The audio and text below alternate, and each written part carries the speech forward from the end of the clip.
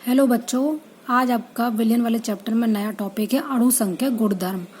अणुसंख्यक गुणधर्म जो होते हैं वो उस विलियन पर लागू होते हैं जिसमें विलय ठोस होता है और विलायक जो होता है द्रव अवस्था में होता है। जैसे नमक से बना हुआ पानी, यानी कि अगर पानी में नमक घोला जाए तब उसमें हम अणुसंख्यक गुणधर्म की स्टडी कर सकते हैं। ये गुणधर्म होते क्या हैं बेटा?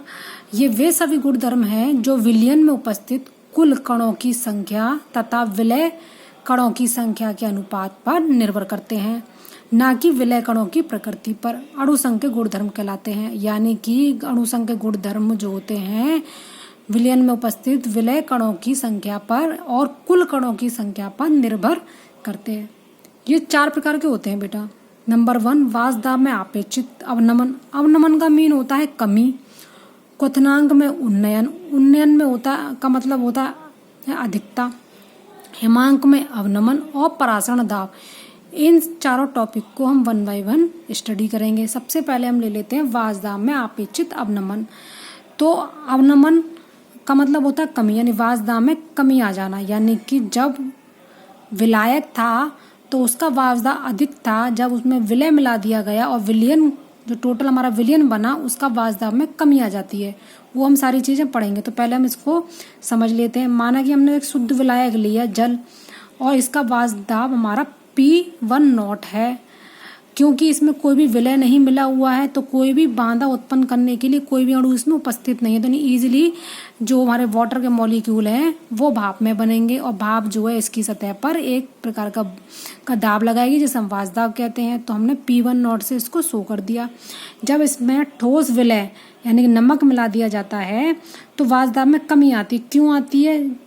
पहले तो क्या था, विलायक के ही अणु थे केवल, जो कि इजीली वाष्प में बदल रहे थे वाष्प में। लेकिन जब विलय के अणु घोल दिए गए तो इसकी सतह पर विलय के अणु ने भी स्थान ले लिया, तो जो वाष्पन की दर थी उसमें कमी आ गई। तो विलयन का जो कुल दाब है उसमें कमी आ गई। उसको हम विलयन के वाष्पदाब को P1 से शो करेंगे। तो वाष्पदाब में कमी होने पर P10 is greater than P1 होगा। और डेल्टा P यानी वाष्पदाब में अपेक्षित अवनमन डेल्टा P बराबर P10 माइनस P1 होगा।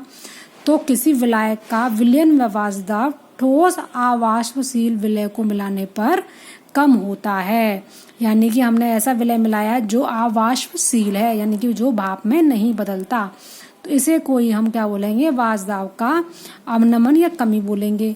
x1 यहाँ पे विलायक का मूल अंश है। हम माना कि विलायक के मूल अंश कितने हैं, x1, और विलय का मूल अंश उसमें x2 है। क्योंकि अब जो विलायक का मूल अंश है उस पर ही डिपेंड करेगा हमारा जो विलयन का वाष्पदाब है। हम जानते हैं राउल्ट के नियम से, राउल्ट का नियम क्या कहता है कि जो वाष्पदाब है वो समानुपाती होता है मोल अंश ऑफ विलयन में जितने भी मोल अंश हैं। क्योंकि विलय का मोल अंश पार्टिसिपेट नहीं कर रहा है किसमें, वाष्पदाब में, तो केवल विलायक का मोल कर रहा है। तो P1 यानी विलयन का वाष्पदाब समानुपाती होगा मोल अंश ऑफ केवल विलायक के अणु।